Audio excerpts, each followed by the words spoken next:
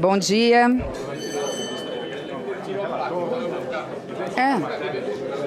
Senta aqui, pronto. Isso. As cadeiras são...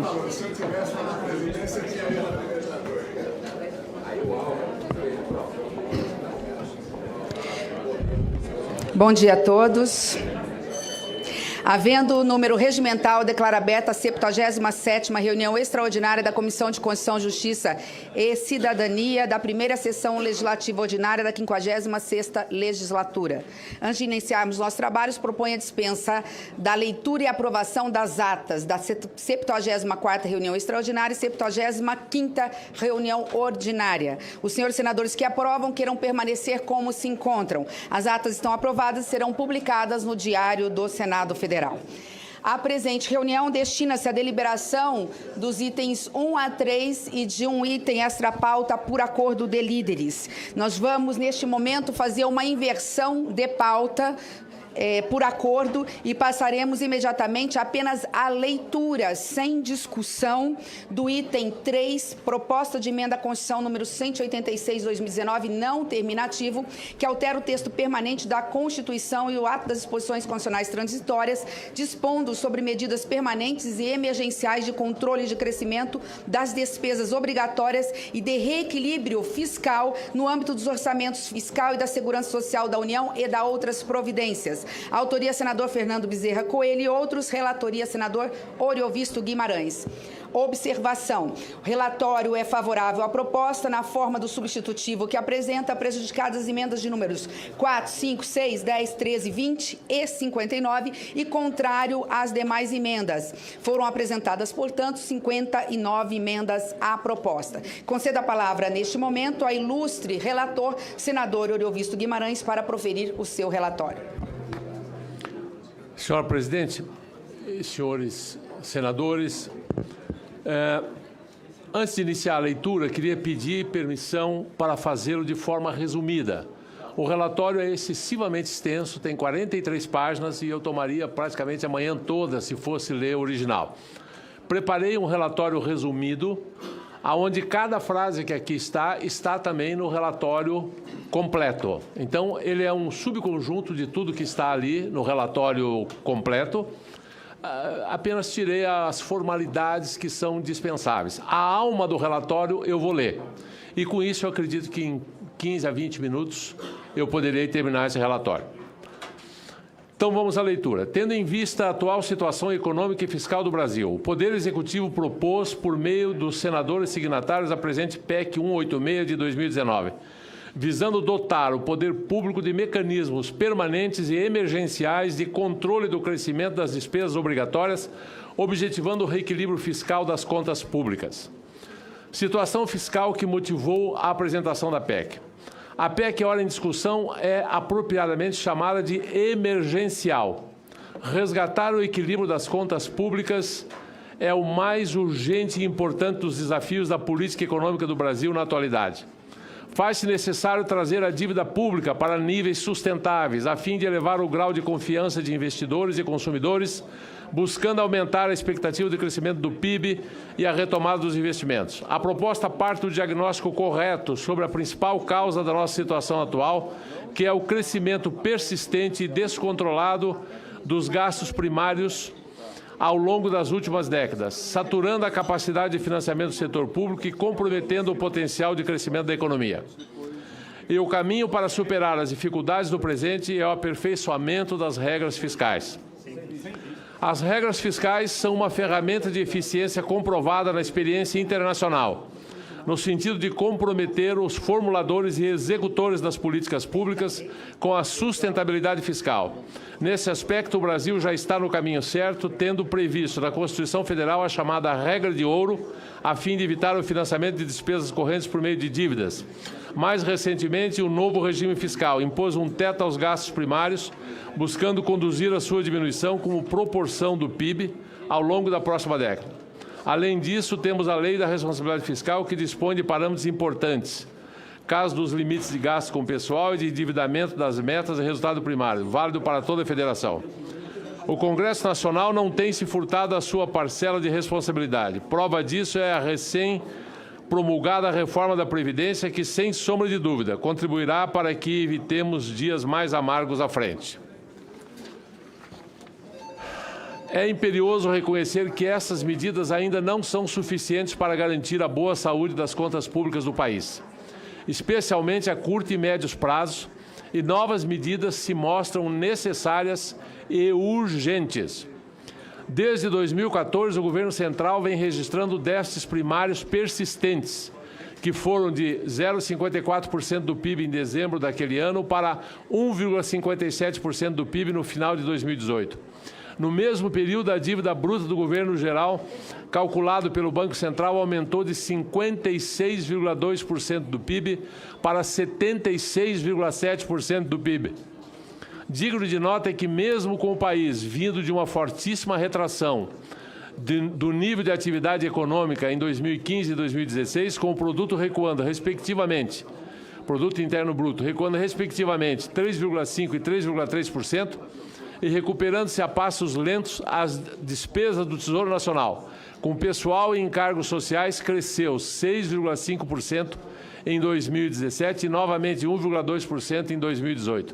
Vale dizer, essa despesa é positivamente correlacionada com o crescimento da economia, mas uma série de mecanismos permite que ela aumente mesmo em uma conjuntura de taxas baixas ou até mesmo negativas do crescimento do PIB.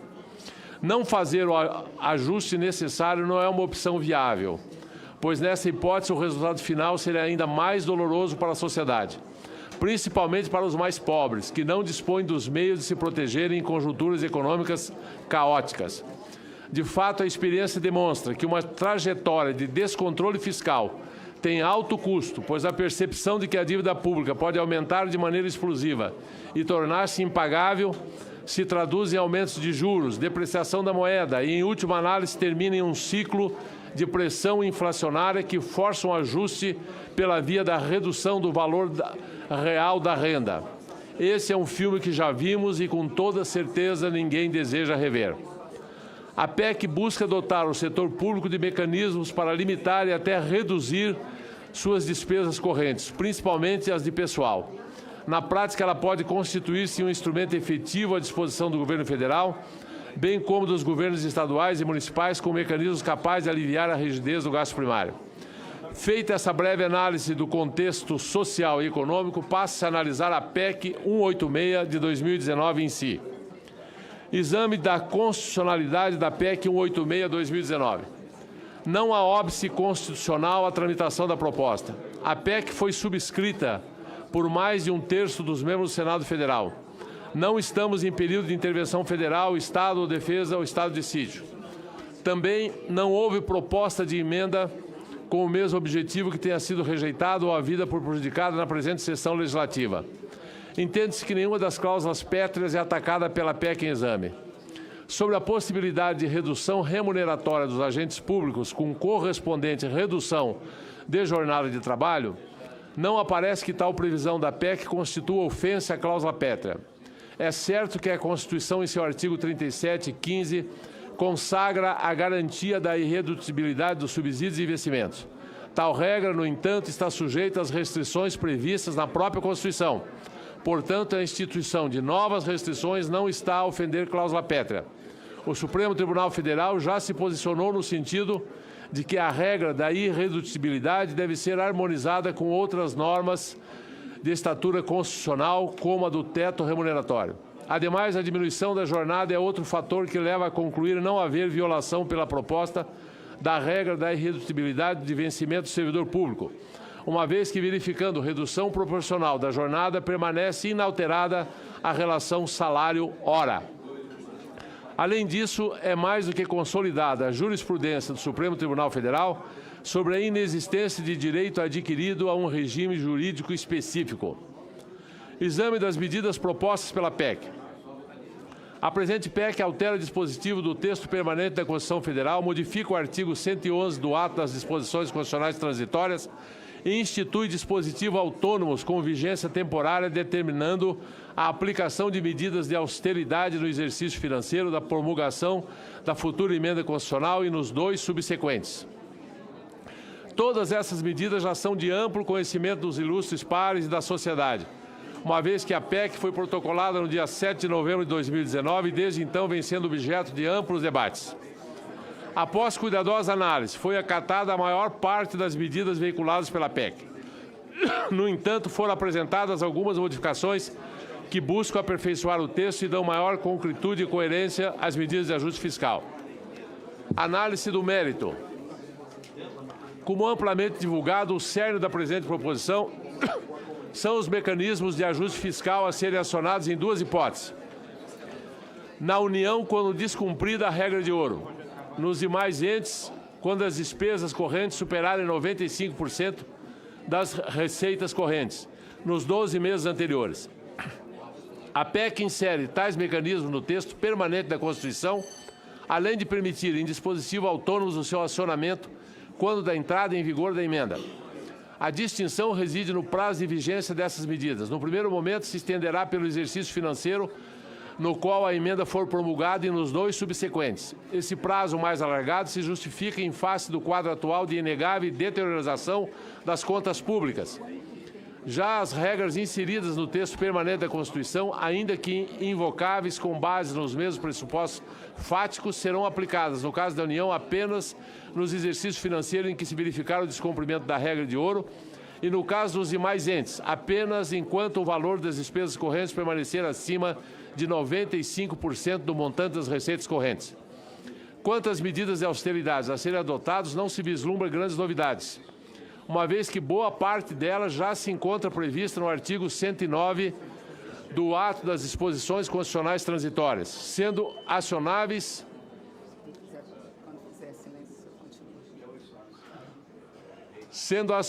se descumprido o limite estabelecido pelo novo regime fiscal para as despesas primárias. No âmbito da União, todas as medidas serão adotadas obrigatoriamente quando verificado o descumprimento da regra de ouro, com exceção da redução da remuneração, que será facultativa. Já no âmbito dos estados e municípios e prestigiando a autonomia desses entes federados, nenhuma das medidas será automática. Uma vez verificado o pressuposto de fato, sua implementação dependerá de decisão do chefe do Poder Executivo local. Convém notar que, em matéria sensível, como é a da redução da jornada e remuneração dos servidores públicos, a PEC preocupou-se em garantir que a decisão caiba às autoridades de cada um dos poderes, de modo a preservar-lhes a independência. Ademais, cercou-se de cuidados ao exigir que o ato impositivo da medida seja motivado e identifique, de modo impessoal, setores e atividades funcionais sobre os quais incidirá a norma, evitando assim o uso desvirtuado desse instrumento de contenção de gastos. Instrumento que, aliás, não é inédito no plano internacional. Países que passaram por recentes crises, como a Grécia e Portugal, também determinaram temporariamente a redução dos salários dos servidores públicos, inclusive sem a contrapartida da redução da jornada de trabalho. Importa assinalar que a redução da remuneração com redução da jornada constitui, dentre as medidas previstas, a única efetivamente capaz de acarretar uma diminuição da despesa com o pessoal. As demais somente poderão evitar que ela continue a crescer. Trata-se de medida grave, justificável apenas em face do reconhecimento de uma situação emergencial. Ainda quanto à redução remuneratória, cumpre mencionar que a PEC também a prevê como medida a ser adotada no caso de extrapolação dos limites para as despesas com pessoal prevista no artigo 169 da Constituição, e o faz acertadamente. A redução temporária de remuneração representa um sacrifício menos intenso para o servidor público do que a sua exoneração. Exoneração essa que eu lembro é prevista, já está na Constituição no 169. Desafia o bom senso imaginar que alguém prefira o desemprego à redução remuneratória temporária, quanto mais em uma situação de crise econômica. Entende-se meritório o artigo 4º da PEC, que possibilita a utilização de parte da economia gerada com as medidas de austeridade em projetos de infraestrutura selecionados no orçamento por meio de emendas de bancada. Dessa maneira, cria-se mecanismo que propicia a destinação de parte da economia alcançada com a contenção de despesa obrigatória para investimentos. Assim, buscou-se um caminho concreto para contribuir com a retomada dos investimentos e do desenvolvimento. No mérito, acredita-se, portanto, que a PEC 186 de 2019 merece aprovação. Alterações propostas pelo relator. A despeito de concordar com a grande maioria das previsões da PEC 186 de 2019, há a necessidade de promover diversos ajustes de redação e de técnica legislativa em seus dispositivos, bem como operar algumas mudanças pontuais em seu conteúdo. O inciso 23, acrescentado ao artigo 37 da Constituição, que veda o pagamento de despesa com pessoal com efeitos retroativos, restou modificado, tendo como inspiração o texto da PEC 438 de 2018, em tramitação na Câmara dos Deputados, por considerá-lo mais técnico e abrangente. A nova redação propõe incluir também a vedação à concessão de aumentos de despesa com pessoal, por exemplo, com efeitos posteriores ao fim de mandato titular respectivo, poder ou órgão, para evitar a concessão de aumentos salariais em final de mandato, que tem efeitos posteriores perversos, comprometendo as contas do sucessor. No artigo 167-A, dispositivo no qual constará o conjunto de medidas de austeridades e a hipótese de seu acionamento, por descumprimento da regra de ouro, efetuou-se diversas mudanças redacionais, seja para corrigir lapsos de técnicas legislativas, seja para simplificar o texto. Ademais, em respeito à cláusula pétrea do direito adquirido, artigo 5º, 26º da Constituição, a nova redação deixa claro que a regra respeitará situações já constituídas no momento da entrada em vigor da medida de austeridade, interstício para a promoção encerrado antes do seu acionamento. Ainda quanto à suspensão de promoções e progressões na carreira de agentes públicos, julgou-se necessário modificar o regime de exceções estabelecidos pela PEC. Segundo a redação original, tal suspensão não se aplicaria a promoções de magistrados de uma a outra instância, de membros do Ministério Público, de integrantes do Serviço Exterior Brasileiro, de carreiras policiais e qualquer outras que impliquem alterações de atribuições.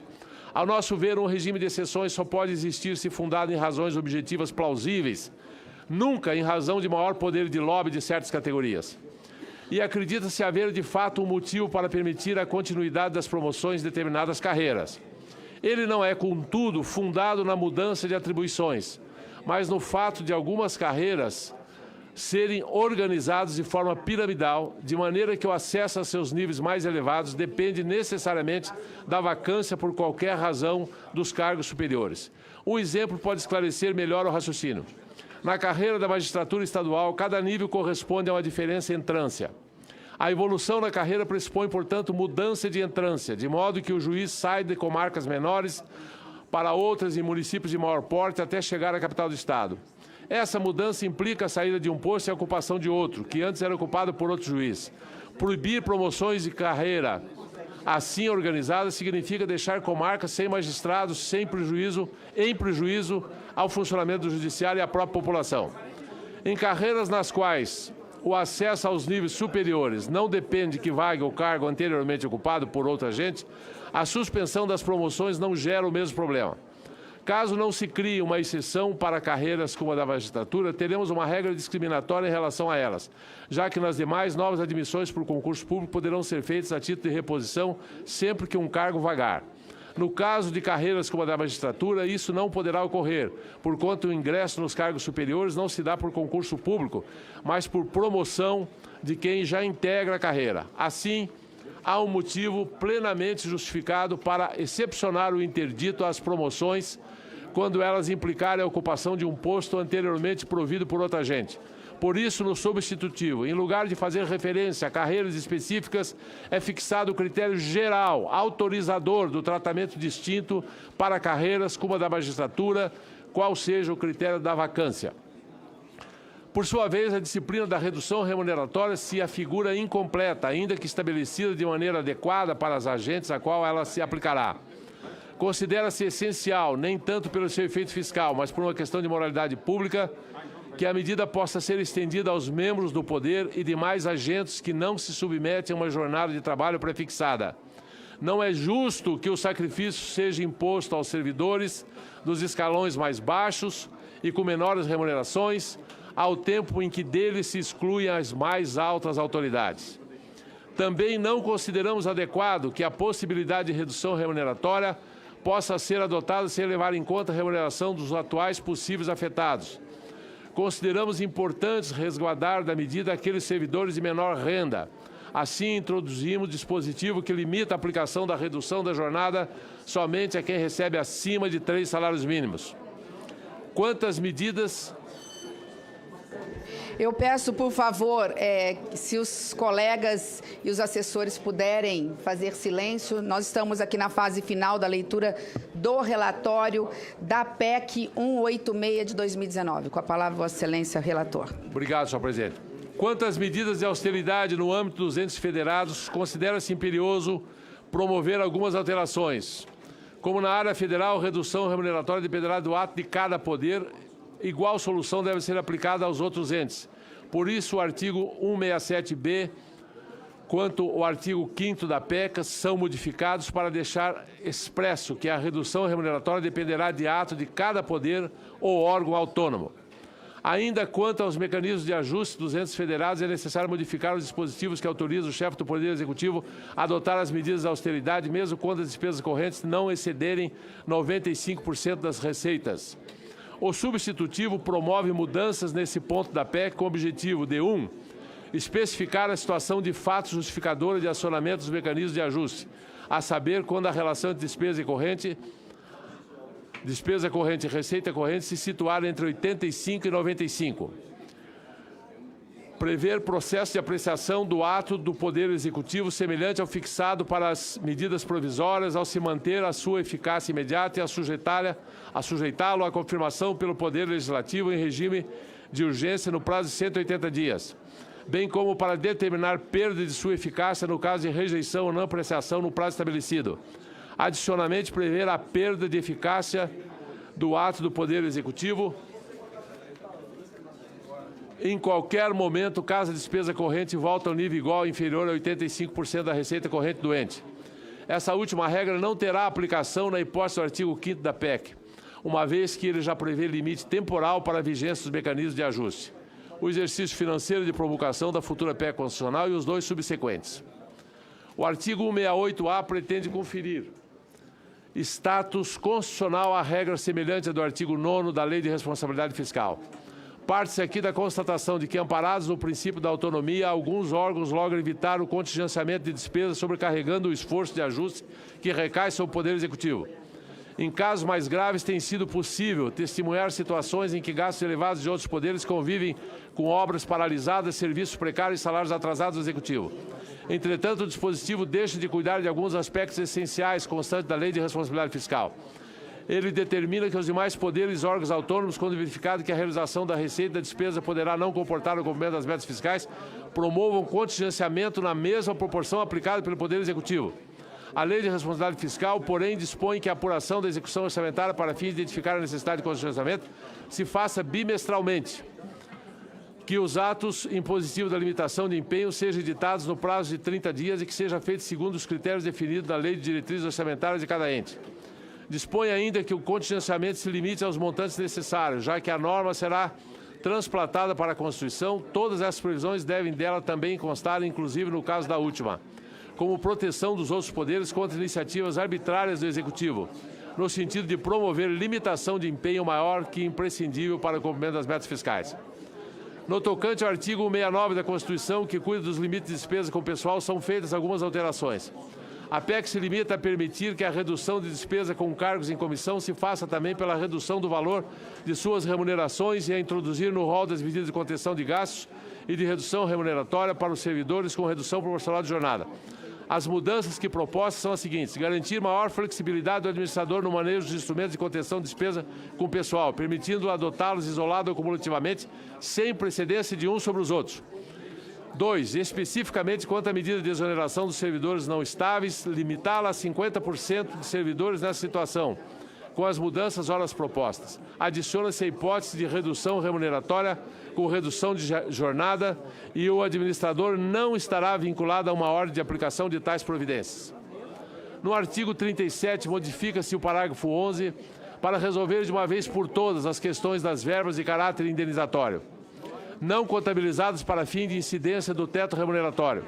Atualmente, o parágrafo remete à lei que especificação de tais verbas. Lei essa ainda não editada. Propõe-se que sejam excluídas do limite remuneratório apenas as seguintes espécies: adicional de férias, 13º salário, ajuda de custo para a remoção de áreas de transporte e deslocamento em viagens realizadas por força de atribuições do cargo ao emprego. Além de dar solução definitiva ao problema, essa especificação diretamente no texto constitucional evita a ação criativa do legislador ordinário no sentido de reconhecer natureza indenizatória ao mais avariado leque de parcelas, mesmo aquelas cujo pagamento não vise a ressarcir o agente público por despesas incorridas para o exercício de suas funções. Adicionalmente, foi inserido dispositivo para prever que o pagamento de qualquer valores acima do teto, ressalvadas as exceções do parágrafo 11, importará ato de improbidade administrativa. Nesse mesmo artigo, também introduzimos o novo parágrafo 18 para deixar claro que os honorários de sucumbência decorrentes de causas em que a União, Estados, município e Distrito Federal sejam partes, são consideradas receitas públicas. Atualmente, tais verbas estão sendo tratadas como recursos privados. Outra medida considerada relevante é a adequação do período de férias de magistrados e membros do Ministério Público ao mesmo período dos demais servidores públicos. Tal medida se dá não só pelo atendimento dos reclames republicanos pela extinção de privilégios conferidos a determinadas categorias, mas também em razão da adequação do regime administrativo dessas carreiras às suas congêneres em países desenvolvidos. Estudo da Consultoria Legislativa do Senado apontou que, somados os dias de férias individuais com os dias de recesso forense, os magistrados e membros do Ministério Público gozam 78 dias de descanso anuais, enquanto que os integrantes de carreiras congêneres em Portugal, para ficar somente no exemplo de um país que passou recentemente por uma grave crise fiscal, esse período é de hoje de 30 dias. Para fins de exemplo mais alargado, trouxe aqui para conhecimento uma tabela elaborada pela Consultoria Legislativa do Senado Federal que demonstra o número de dias de férias individuais adicionada ao recesso forense em diversos países. Eu não vou ler a tabela toda, só quero citar que esses dias na Alemanha 35, Portugal 30, Itália 45, França 35, Finlândia de 24 a 30, Áustria 42 e assim por diante. O Brasil 78. Entende-se ser esse o tratamento mais adequado a esse tema. Entretanto, para que não se corra o risco de eventual alegação de malferimento a direitos adquiridos, opta por fixar as férias individuais de 30 dias para essas carreiras e outras que, porventura, gozem de tratamento diferenciado, somente para aqueles que vierem a integrá-las a partir da data da promulgação da emenda, salvaguardando, portanto, aqueles que já são membros das carreiras atualmente. Outra medida que... Eu peço, por favor, a gentileza dos colegas, senhoras e senhores assessores. O relator está terminando seu relatório. Vossa Excelência, senador Eurovisto, pode parar a leitura assim que entender que o burburinho estiver atrapalhando o raciocínio de Vossa Excelência. Muito obrigado, senhor presidente. Outra medida que consideramos relevante é que torna clara que não há qualquer forma de vinculação entre o subsídio dos magistrados, à exceção daquela que é expressamente prevista no texto da Carta Magna, qual seja entre o subsídio do ministro do STF e ministros dos tribunais superiores. A prática atual de elevação automática dos subsídios dos demais magistrados, sem lei específica para tanto, conhecida como efeito cascata, passa a ser expressamente vedada pela redação proposta para o parágrafo 1º do artigo 93. A lei terá que ser editada. Se num contexto de aguda crise fiscal é justificável impor determinados sacrifícios ao funcionalismo, inclusive da redução remuneratória, também é razoável que nos períodos de bonança, quando verificado superávit primário, os servidores possam, de alguma forma, participar desse resultado positivo. Uma maneira de viabilizar isso seria mediante o recebimento de gratificação extraordinária, custeada com recursos correspondentes a 5% do superávit, segundo o que dispuser lei complementar do ente federativo. É o que se propõe mediante o acréscimo do artigo 169-A no texto magno. São introduzidos dispositivos que tratam do abono salarial previsto no artigo 239 da Carta Magna, no sentido de prever que, na eventualidade de obtenção de resultados positivos, o valor do abono pode ser, inclusive, superior ao atualmente previsto na legislação. Muitos disseram que íamos acabar com o abono. Ele continua assegurado. Isso não foi mexido.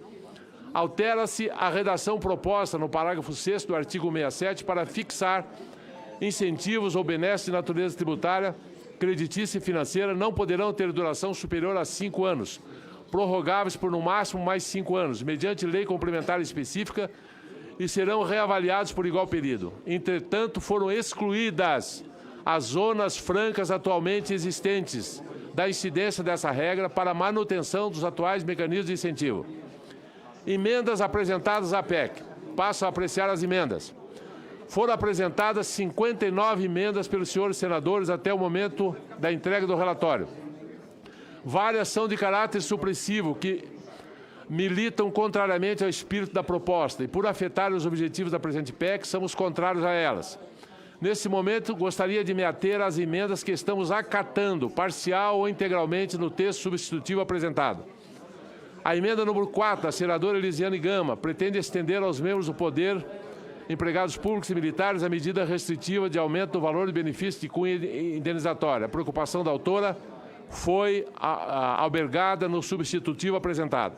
A emenda número 5, da mesma senadora, pretende excluir todas as exceções e interditos previstos na PEC a progressões e promoções funcionais, como explicado no relatório, e eliminar todas as exceções ao interdito contrário ao interesse público.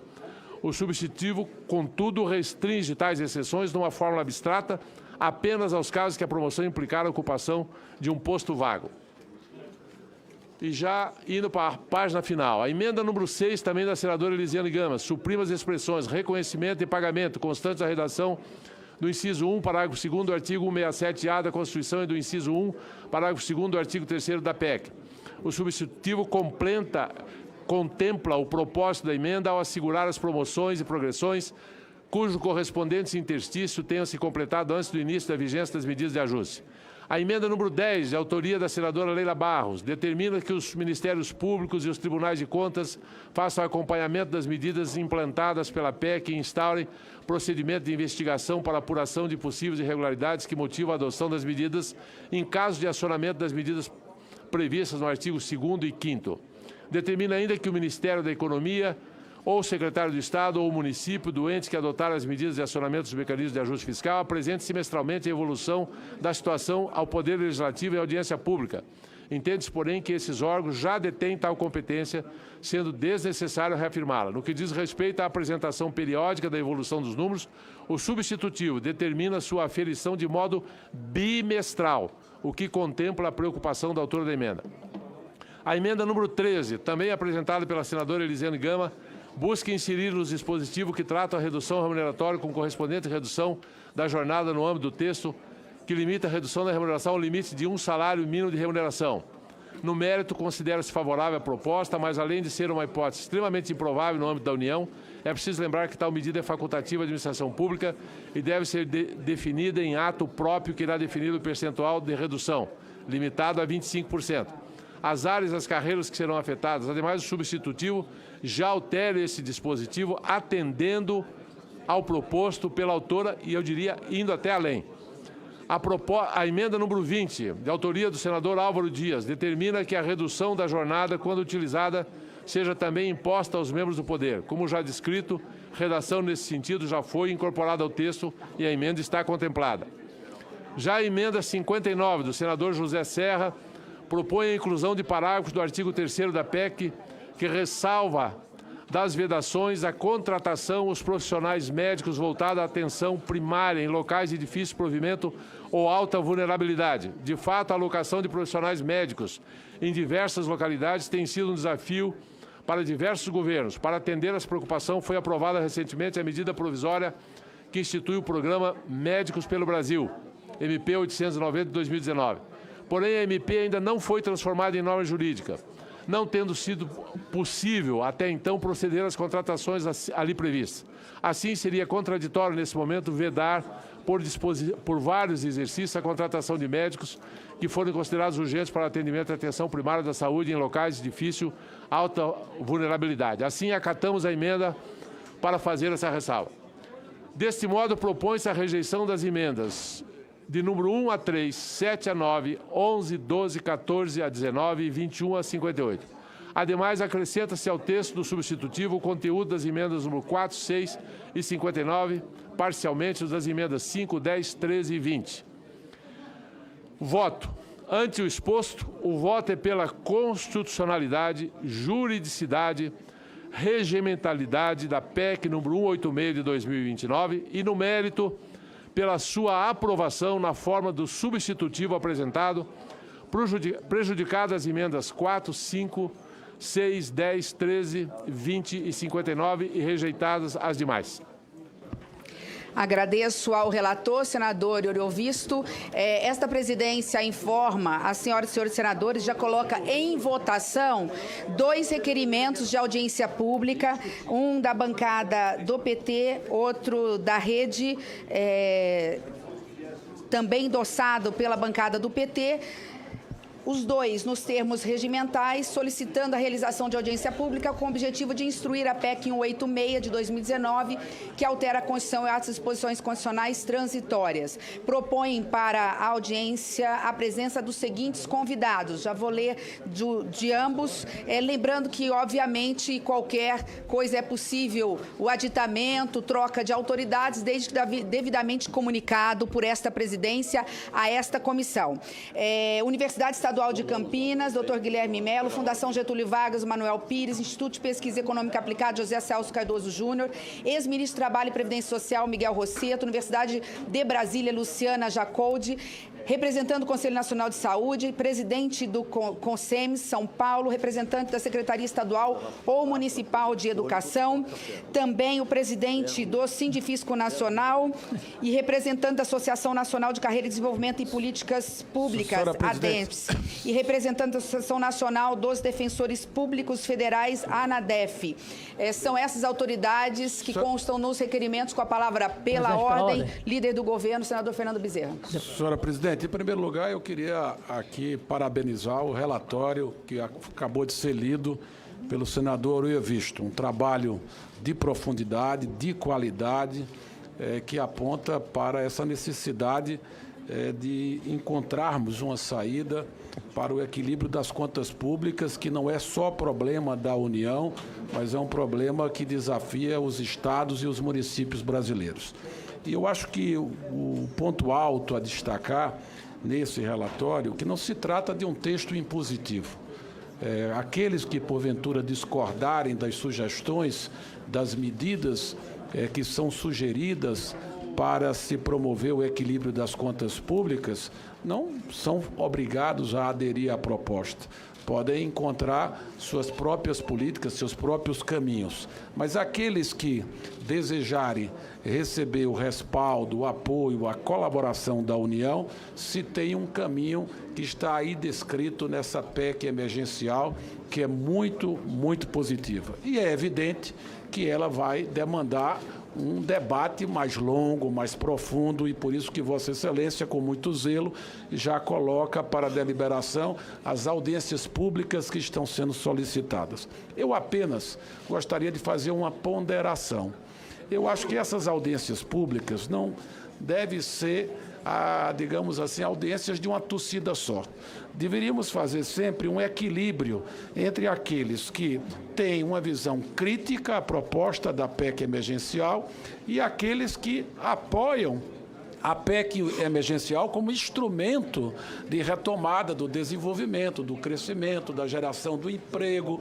Então, eu gostaria que, no momento oportuno, gostaria de encaminhar nomes para fazer parte dessas 2 audiências públicas que pudessem traduzir o equilíbrio. Se fôssemos ter 6 convidados, que 3 fossem de visão crítica e 3 de visão a favor, para que a gente pudesse realmente ter um debate equilibrado durante as audiências públicas. Agradeço ao líder. Com a palavra, o autor do requerimento, senador Rogério Carvalho. Senhora presidente, questão de ordem. Com a palavra pela ordem, senador Oriovisto. Só para fazer 2 correções no substitutivo, depois eu vou encaminhar por escrito, mas no artigo 39, no final do parágrafo 4º, é só para incluir e 24, artigos 37, 10, 11, 23º e 24º. É só a inclusão do 24º. Eu vou encaminhar por escrito. E no artigo 6º, no parágrafo único, onde está escrito o disposto no artigo 37, parágrafo 17, não se aplica, leia-se, o disposto do artigo 37, parágrafo 16. Houve aí um engano.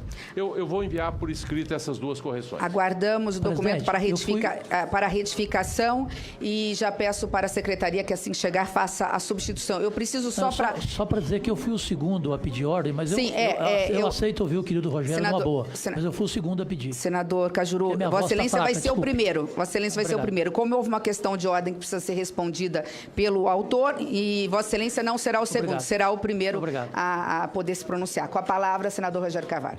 Eu queria deixar aqui, propor ao líder do governo que a gente pudesse sentar e depois definir os nomes em conjunto. Agradeço, é por isso que apregoei que qualquer alteração poderia ser feita desde comunicado a esta comissão. Eu gostaria de, antes de passar a palavra pela ordem ao senador Cajuru, apenas lembrar que também já aprovamos 2 requerimentos de audiência pública para debate da PEC dos fundos.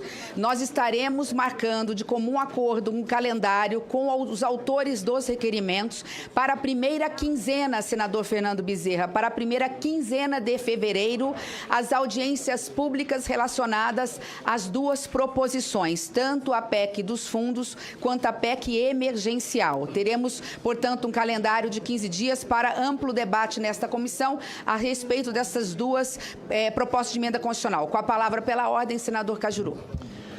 Carinhosa e qualificada senadora Simone Tebet, presidente dessa comissão máxima, a CCJ, com todo o respeito que sempre tive e sempre vou ter com a opinião de cada um, com a posição de cada um, inicialmente eu também aplaudo o relatório de forma exímia apresentada pelo senador Oriovisto.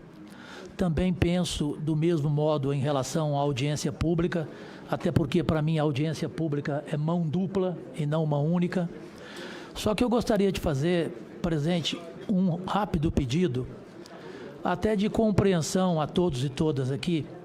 E isso não faz diferença nenhuma, conforme os funcionários viram, eu, como sempre, nesse ano todo, nessa CCJ, eu chego 8h40, hoje cheguei 8h42 da manhã e aqui estou. Eu descumpri uma ordem médica do reconhecido Dr. Mauro Suzuki e, ao mesmo tempo, tive uma orientação dele, que eu ficasse o mínimo possível nessa reunião. E eu quero fazer parte dela, até porque Vossa Senhoria foi enaltecida no Brasil inteiro no dia que marcou essa audiência extraordinária para esse 10 de dezembro. Era 11 horas da manhã e a senhora antecipou para as 10 horas da manhã. Só que naquele dia, quando a gente terminou aquela sessão, eu me lembro que a senhora fez questão de dizer que o item 1 da pauta seria a discussão sobre a prisão em segunda instância. Então, a minha sugestão, se é possível, até pela minha situação, se a gente tem como fazer uma inversão de pauta, porque quando eu aqui cheguei, tomei conhecimento que primeiro se discutiria o pacote anticrime e, posteriormente, a prisão em segunda instância. Essa observação que faço, sem nenhuma pretensão, apenas por questão mesmo de saúde. Se eu não for ouvido, é claro que eu ficarei aqui até o fim, mesmo que daqui eu saia morto. Agradeço, senador Cajuru. Já respondo à questão de ordem formulada por Vossa Excelência. Eu apenas preciso concluir.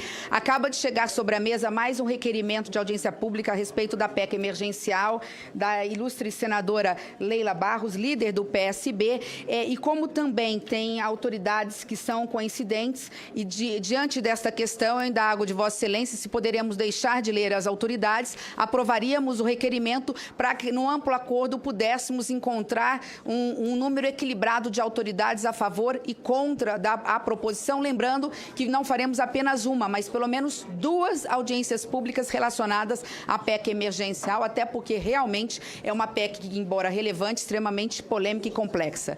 Indago a Vossa Excelência se há essa possibilidade.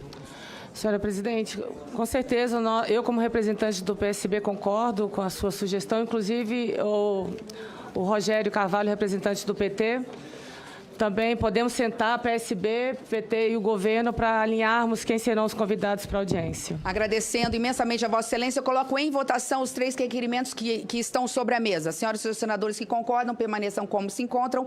Aprovados os requerimentos, ficará numa data oportuna, ainda na primeira quinzena de fevereiro, para podermos marcar as 2 audiências que acabam de ser aprovadas. Eu respondendo à questão de ordem, senador Cajuru, depois de uma ampla e extensa conversação feita por todas as partes, nós chegamos a um consenso e um acordo formulado pelos líderes. Nós precisamos enfrentar antes a questão do pacote anticrime para cumprir o acordo que foi combinado com todos os partidos. Mas me comprometo com Vossa Excelência, o relatório do senador Marcos Duval não passará, segundo o senador, tem 2 laudas de 5 minutos. E aí nós colocaremos o pacote anticrime antes de avançarmos na questão da segunda instância. No caso de Vossa Excelência precisar se ausentar, não se preocupe, eu não colocarei em votação segunda instância antes de Vossa Excelência retornar a esta reunião. Presidente, com a palavra pela ordem, senador Álvaro Dias. Em consideração do senador Cajuru, eu também me manifesto favoravelmente ao pedido de inversão de pauta, em que pese o fato de enaltecer os esforços de Vossa Excelência para que nós pudéssemos votar hoje a prisão em segunda instância. Eu quero dizer que, em nome do Podemos, eu não participei desse entendimento para retirar do primeiro item da pauta a prisão em segunda instância. Eu cheguei aqui imaginando que nós votaríamos em primeiro lugar a prisão em primeira instância. Talvez, diante de tantos os problemas, né, que assaltaram Vossa Excelência nos últimos dias, conversamos várias vezes sobre esse assunto, mas, sinceramente, não participei desse entendimento para retirar como primeiro item da pauta a prisão em primeira instância, por isso, aliás, em segunda, aliás, eu gostaria que fosse em primeira, mas é segunda instância. Então, o senador Cajuru tem toda a razão em pedir a inversão de pauta. Senhores senadores, este não foi um acordo fácil. Eu gostaria de dizer que nós estávamos diante de eu diria que um labirinto do Minotauro, onde nós não tínhamos saída. Se não tivéssemos a ajuda de vários colegas e um conhecimento profundo do regimento interno por parte dos nossos assessores, nós não conseguiríamos encontrar a saída. Eu acho que a alternância aqui de itens não fará diferença. O presidente Davi Alcolumbre deu a sua palavra que não vai começar a sessão do Congresso Nacional antes de avançarmos em relação aos itens. Então, portanto, eu espero que Vossas Excelências confiem na palavra dessa presidente, que essa presidente está fazendo o melhor para que possamos dar continuidade aos trabalhos. Esta foi a exigência de alguns colegas, em função de termos que introduzir, lembrando que até sexta nós não tínhamos isto, um fator, um elemento novo, que é a inclusão para ser votado ainda hoje, em caráter definitivo, o pacote anticrime. Este pacote anticrime, que é importante, que é relevante, entrou como um fator de novidade. Em função disso, depois de muitas conversas com líderes, e aqui até às 11 horas da noite, eu terminando a conversa com o líder do governo, senador Fernando Bezerra, encontramos a saída. Eu espero que Vossas Excelências compreendam. Se nós já tivéssemos seguido, provavelmente a gente já estava colocando em votação anticrime para depois passar para a segunda instância. Eu peço realmente a Vossas Excelências que compreendam que este não foi um acordo simples e fácil de costurar. Aproveitando para pedir desculpa, por exemplo, para o senador Eurovisto pelo adiantado da hora que liguei, pelo senador Alessandro, que conversamos no final de semana, senador Fernando Bezerra, que conversamos 4, 5 vezes por dia, de quinta até ontem à noite, e os demais colegas que procurei. Foi realmente uma costura que não foi simples, mas o mais importante, teve a colaboração de todos, e nós todos conseguiremos atingir o objetivo, que é sair desta reunião de hoje e amanhã com os projetos aprovados. Com a palavra, pela ordem, senador Eduardo Girão. Muito rapidamente, só a título de esclarecimento. Então, o item 1 será esse do pacote anticrime e o item 2 à segunda instância, o PLS. Sim, porque o senador Anastasia acabou de me informar que não conseguirá chegar a tempo, mas chegará ainda para votar a PEC 48. Nós não terminaremos também essa reunião sem votarmos a PEC 48 num compromisso acordado. Com a palavra para a leitura do seu relatório. Questão de ordem. A PEC precisa ser votação nominal. Nós teremos quórum, senador Rogério, não se preocupe. Do contrário, não se vota nada amanhã no plenário do Senado. É o acordo que foi feito, eu tenho certeza que o presidente Davi Alcolumbre irá cumprir.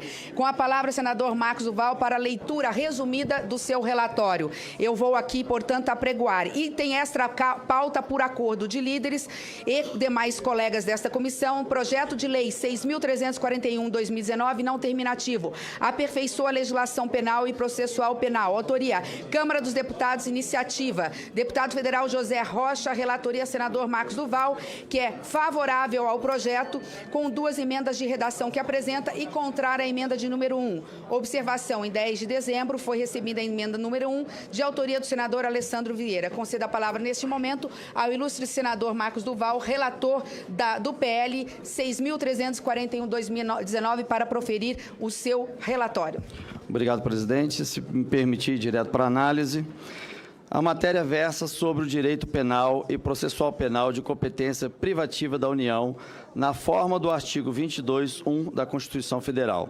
Há também matéria relacionada à execução penal nos termos do artigo 24(1) da Carta Magna, competindo à União disciplinar as normas gerais. Antes de iniciar o exame da proposta, cumpre-nos fazer algumas observações quanto à importância da matéria tratada no presente substitutivo do projeto de lei número 10.372, de 2018, proveniente da Câmara dos Deputados, renumerado aqui no Senado Federal como PL 6.341, de 2019. Como já alertamos em outras oportunidades, vivemos em momentos extremamente sensíveis da democracia. Em razão da polarização do debate público, é muito comum que em todos os ambientes, não somente aqui no Parlamento, ideias que são positivas a toda a coletividade sejam empobrecidas pelas versões que injustamente se fazem delas. De fato, as ideias se confundem com o seu interlocutor. Se o lado A desacredita, o lado B, suas considerações também são desprezadas. E nesse processo de quase alienação, não examinamos o que de bom existe nas ideias submetidas à nossa análise. Além disso, percebemos que são poucos os indivíduos que verdadeiramente conseguem se afastar dos sentimentos que nutrem, ainda que por razões genuínas ou justificáveis, e apreciar os assuntos importantes para o país de forma neutra, pensando realmente no interesse público. Cremos que isso ocorre com a presente proposição, reprodução do projeto mais longo do chamado pacote anticrime do ministro Sérgio Moro, que foi apresentado perante a Câmara dos Deputados. Referido pacote recebeu uma série de críticas de setores especializados da imprensa e da doutrina penalista garantista. Todavia, um olhar mais atento sobre a proposição percebe que algumas delas, como que cria o Banco Nacional de Perfis Balísticos e o Banco Multibiométrico e de Impressões Digitais, buscam tão somente elevar o índice de elucidação de crimes violentos no Brasil, especialmente dos homicídios. Por óbvio, a melhora na elucidação de crimes violentos é antigo clamor de toda a sociedade. E, no ponto, temos que concordar com a alegação da esquerda brasileira que nosso sistema de segurança pública quase sempre prende pessoas negras e pobres. É lógico, em sua maioria, prendemos os criminosos em flagrante delito por tráfico de drogas e por roubo. Crimes demandam um trabalho efetivo de inteligência policial, como os econômicos, contra a administração pública, crimes sexuais, crimes com resultado morte, que sejam premeditados, crimes cometidos por organizações criminosas, apresentam médias de apuração sofríveis. E não podemos culpar as agências policiais por esse fato, pois não oferecemos às polícias brasileiras condições para desenvolver o seu trabalho. Por outro lado, de fato, o pacote representa um recrudescimento de execução da pena em alguns casos. Todavia, não vemos como endurecimento de execução penal no ponto possa ser revelar não razoável, uma vez que voltada realmente para crimes graves. Também fundamental para a manutenção da rigidez do sistema de segurança pública são as alterações promovidas na Lei dos Estabelecimentos Penais de Segurança Máxima, Lei nº 11.671, de 2008. Assim, claro endurecimento no tratamento dado ao preso federal, cuja inclusão no estabelecimento se justifique no interesse da segurança pública. Contudo, referido agravamento é extremamente relevante, para não dizer urgente. Lideranças de organizações criminosas precisam ser isoladas ao bem do país. Vejam que não se trata aqui de presos pobres, acompanhados pela Defensoria Pública, mas sim líderes da inteligência dessas organizações que possuem elevados poderes bélicos e financeiros. Uma legislação que protege referidos criminosos desprotege a sociedade. Reconhecemos, de outro lado, que existem pontos polêmicos na proposição. Contudo, pedimos aos nobres pares que não refutem de plano aquilo que é novo e tenham disposição para compreender que o processo penal no Brasil precisa realmente de reformas. Acreditamos sinceramente que o caminho adotado pelo substitutivo, embora tenha suprimido inovações que nos pareciam bastante meritórias, é o mais adequado para os tempos que vivemos.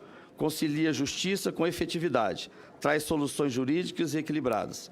É claro que gostaríamos de avançar muito e resgatar algumas alegações legislativas que foram rechaçadas pelo substitutivo da Câmara, especialmente relacionadas à prisão em segunda instância. Todavia, temos que ser razoáveis e observar que o possível será aprovado por esse Parlamento de forma imediata. O legislador deve estar atento às realidades à sua volta, por ser o representante do povo.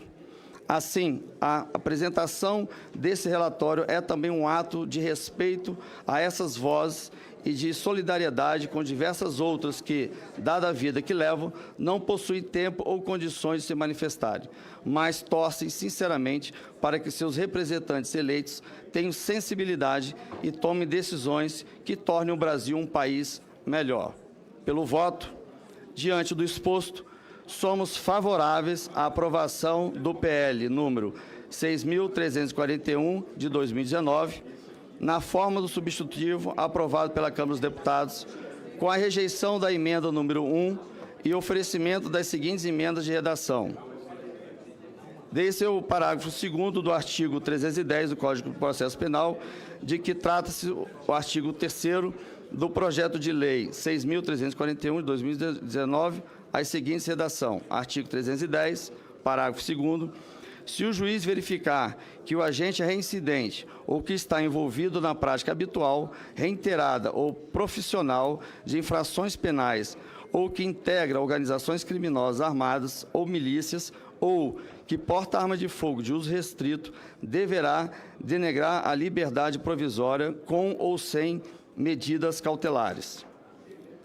Dá-se ao parágrafo 4º do artigo 8A da Lei nº 9.296, de 1996, de que trata o artigo 7º do projeto de lei número 6.341, de 2019, a seguinte redação. Artigo 8º-A, parágrafo 4º. A captação ambiental feita por um dos interlocutores sem o prévio conhecimento da autoridade policial ou do Ministério Público poderá ser utilizada, quando demonstrada a integralidade da gravação. Segundo, em matéria de defesa. Finalizo a relatoria. Agradecendo ao relator, eu coloco em discussão a matéria. Faz diferença não, né? Não. Presidente, eu sem nenhuma... Eu só queria pedir ao relator ver para você fazer as duas, a redação inicial, a original, e a redação, a alteração de redação que você fez, só para poder a gente ficar mais claro, porque na leitura, um barulho, eu não consegui captar. Só isso, relator.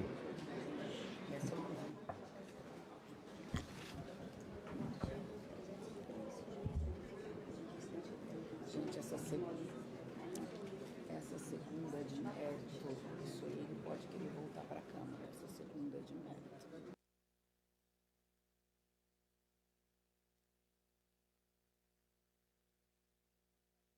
É melhor texto original. Poderia deixar a segunda emenda como estava na Câmara. Há uma dúvida se ela é de mérito ou não, porque numa possibilidade de veto, poderia haver um veto aqui a algum dos itens, e aqui no texto original ele não colocava apenas em matéria de defesa. Então, eu indago do relator, para evitar dúvida e qualquer possibilidade de retorno para a Câmara, se nós pudéssemos deixar essa emenda, suprimir, e nós poderíamos, talvez em plenário, chegar a algum entendimento, para que não saísse daqui qualquer alteração de mérito em relação ao pacote anticrime. Muito bem. Ok, sou de acordo com a supressão. Agradeço a Vossa Excelência. Vamos votar. O outro eu não conheço. Fica o texto original. O texto original da Presidente. Câmara. Com a Vamos 310. Presidente.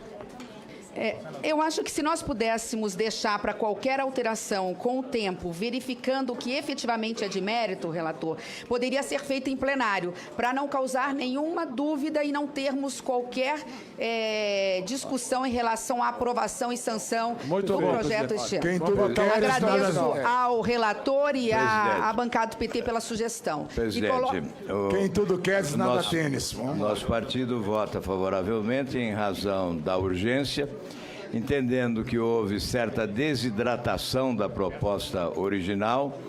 Isso exigirá não apenas o apelo a determinados vetos que devem ocorrer e a manutenção desses vetos posteriormente aqui no Congresso Nacional, e mais uma legislação complementar. Teremos que apresentar projetos para complementar em razão da desidratação ocorrida no projeto original. Por exemplo, em relação a crimes praticados contra a administração pública. Mas é um avanço importante e nós vamos votar favoravelmente. Agradeço a Vossa Excelência. Continue em discussão. Não havendo mais quem queira discutir, encerra a discussão e coloco em votação. Lembrando que nós não temos emendas, o projeto na íntegra. As senhoras e senhores senadores que concordam com o relatório permaneçam como se encontram. Aprovado o relatório, que passa a constituir o parecer a comissão favorável ao projeto e contrário às emendas. A emenda número 1, a matéria vai ao plenário. Parabenizo esta comissão pelo amplo acordo. Independente do mérito, foi um grande avanço esse projeto. Nada impede que ano que vem qualquer questão possa ser discutida num amplo debate, com audiências públicas e, quem sabe, neste caso, tendo esta casa como casa de iniciativa, ficando a Câmara dos Deputados como casa revisora.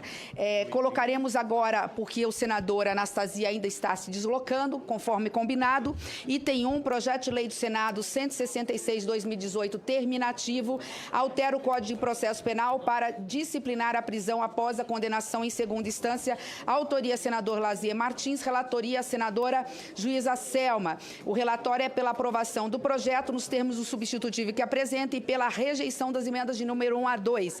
Observações. Em 20 de novembro deste ano, a presidência concedeu vista coletiva aos senadores Humberto Costa e Alessandro Vieira. Em 20 ainda do mesmo mês, foram recebidas emendas de número 1 e 2 de iniciativa do senador Randolph. Dia 4 de dezembro, foi realizada audiência pública destinada a instruir a matéria. Nos termos regimentais, se for aprovado o substitutivo, ele será submetido a turno suplementar. Concedo a palavra à senadora Juíza Selma para proferir o relatório sobre as emendas de número 1 e 2. Senhora Presidente, senhoras e senhores senadores presentes. Foram recebidas 2 emendas de autoria do senador Randolph Rodrigues. A primeira emenda determina que o pedido para atribuir efeito suspensivo deve ser levado para apreciação do órgão competente do tribunal, preferencialmente em plenário virtual, sendo deferida a suspensão apenas pelo voto de no mínimo 2/3 dos membros do órgão colegiado. Já a segunda emenda prevê que o mandado de prisão somente será expedido depois do julgamento dos eventuais embargos de declaração ou dos embargos infringentes e de nulidade interpostos, sendo, no primeiro caso, admitidos para este fim apenas os primeiros embargos apresentados.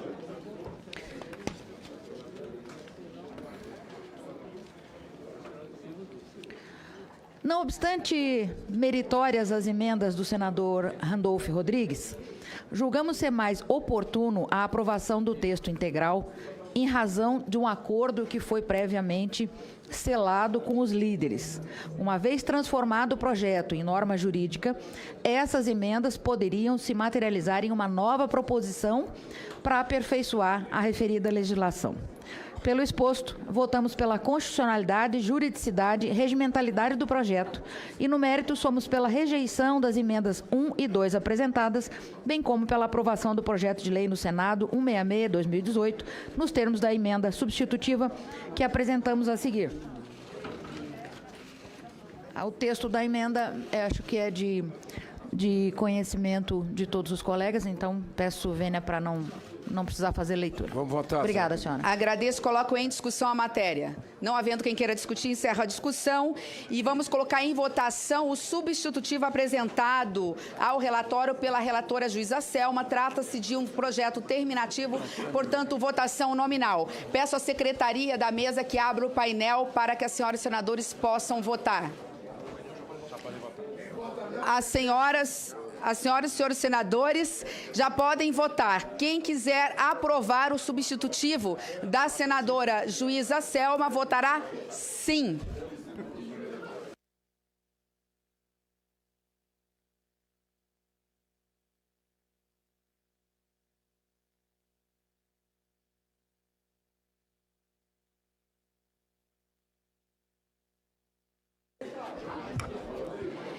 Eu solicito aos assessores e assessoras. Alguns senadores estão votando o projeto na CAI, mas que pediram para que fossem informados, porque eu não sei se estamos ao vivo ou se a CAI é que está sendo televisionada. Alguns senadores pediram para ser avisados pelos seus assessores para que pudessem vir votar. Eles estão na CAI fazendo votação também final de projetos. Portanto, nós estaremos dando um tempo para que todos os senadores possam exercer o seu direito de voto.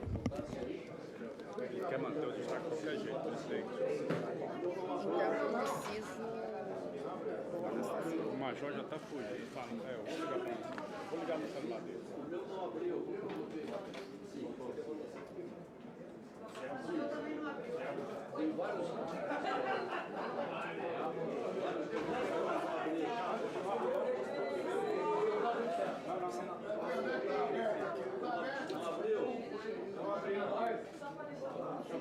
Quer votar no meu? Senhora presidente, apenas para a mesa corrigir aqui, alguns computadores não estão abrindo a votação. Peço à secretaria da mesa que verifique o sistema de informática e auxilie os senadores que estão com dificuldade de votar no seu painel. E peço aos colegas, se puderem também ocupar o computador vizinho, porque alguns computadores parece-me que estão desligados. Temos também computadores aqui na mesa.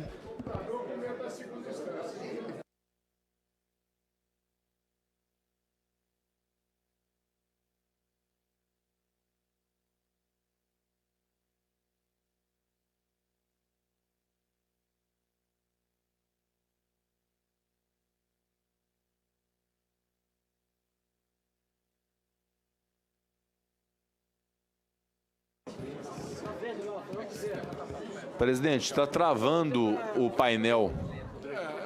A secretaria da mesa está verificando o sistema, senador Rodrigo Pacheco. Eu peço aos senadores que, se puderem também, utilizar-se do computador ao lado. Alguns computadores já estão abertos e estão processando votos. O voto de Vossa Excelência já foi computado, senador Rodrigo. Sim ou não?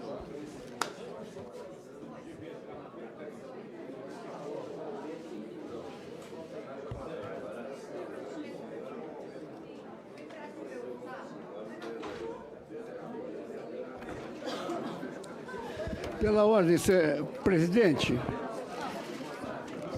Com a palavra pela ordem, senador Aroldi.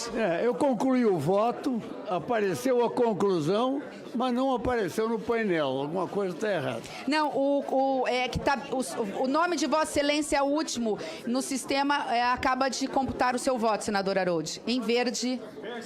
Verde votou.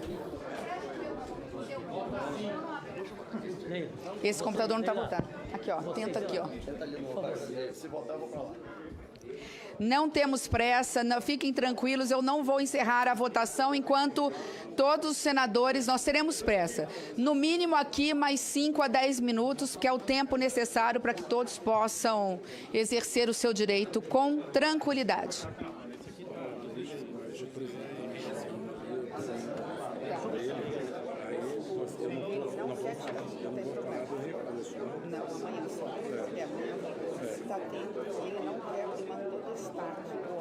Mas aqui mas tem que ficar pro plenário. Porque o Anastasia não está mas eu estou mandando mensagem e não está atendendo. Então você fica para qualquer coisa, você se adota nisso aqui. Ninguém consegue se adotar.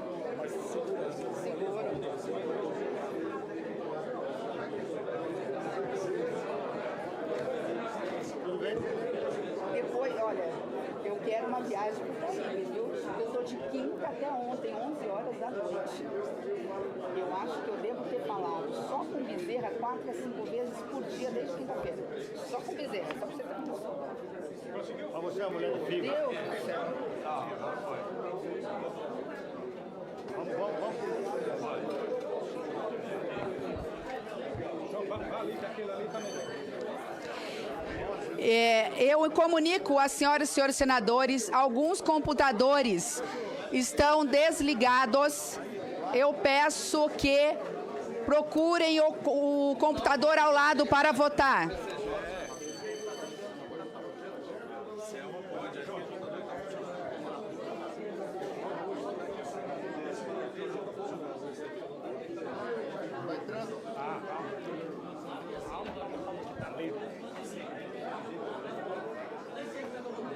Tem boicote até nisso, Simone. Tem boicote até nisso. Aí. Sim. Isso.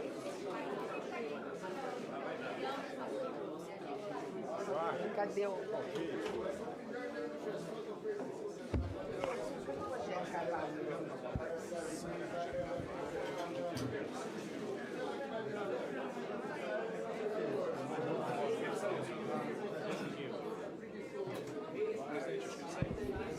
saber quem é que pode ser a DOC. Eu preciso saber quem é que pode ser a DOC disso aqui.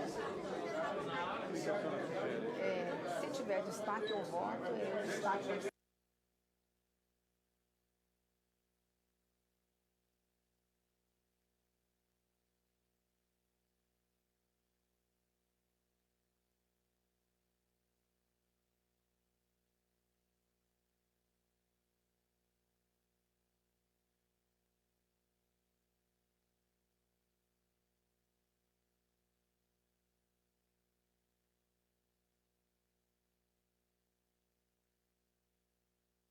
Presidente. Não deu, a sua vez até o Presidente. Isso aqui não está sério hoje, não. Agora foi.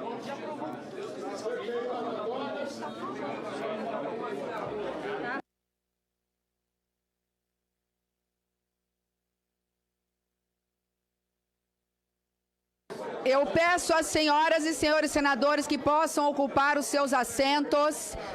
Nós já estamos encerrando o processo de votação. Eu já tentei em 2 lugares. Não, é só porque... Não, tem 10 minutos ainda.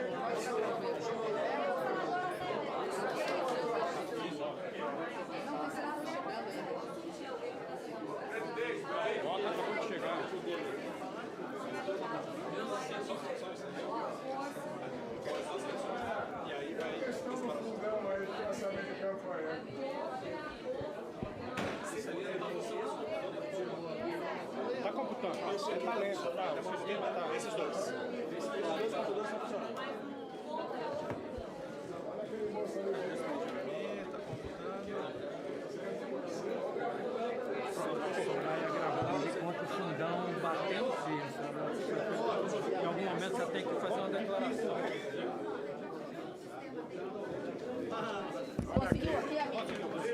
Presidente da CCJ, Simone Tebet.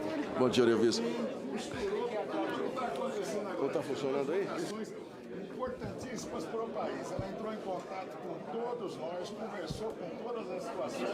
O que está acontecendo nesse momento é a capacidade da Simone como presidente da CCJ, a capacidade de articulação, ela com o Fernando Bezerra, líder do governo. Meia-noite eles estavam conversando com todo mundo para acontecer esse momento. Eu sei que ela, na simplicidade dela, na responsabilidade dela agora, ela está presidindo a CCJ nesse momento. Mas milhões de pessoas estão nos acompanhando e é bom que o povo do Mato Grosso saiba exatamente a senadora que tem. O Brasil deve muito a essa senadora e pode ter certeza.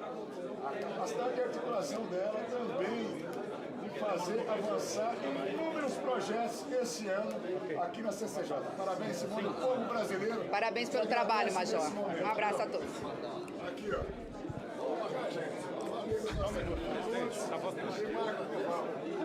Pessoas que estão milhares e milhares de pessoas no Brasil. Nós ainda temos tempo, eu vou dar o tempo necessário para que todas as senhoras e seus senadores possam votar, porque o sistema está lento e nós estamos tendo dificuldade com alguns computadores. Fiquem tranquilos, todos, não vou encerrar a votação enquanto todos os senadores não tiverem exercido seu direito de voto.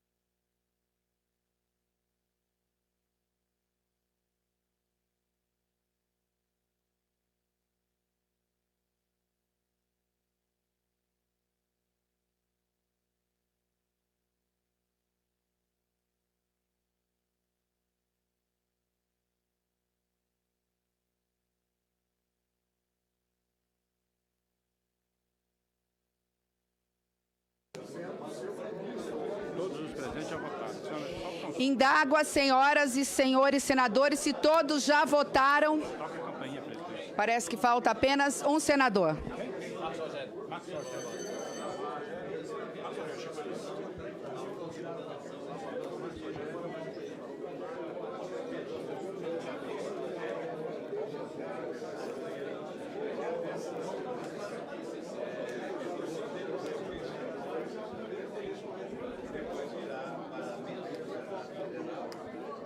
Cadê a polícia? Como está o Davi para a votação na circunstância?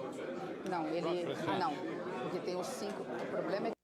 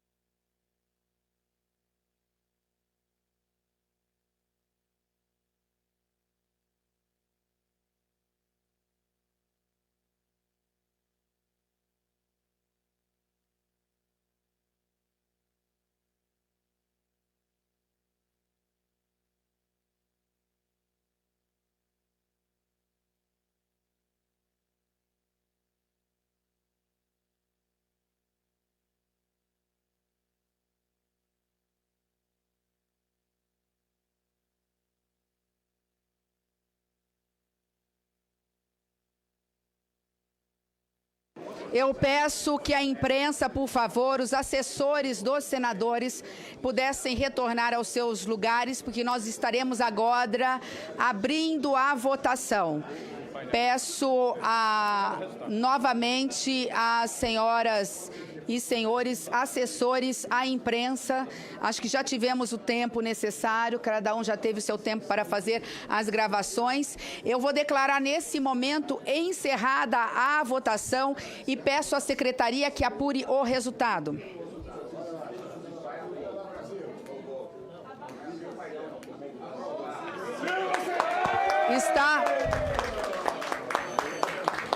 Está aprovado o substitutivo por 22 votos sim, 1 voto não.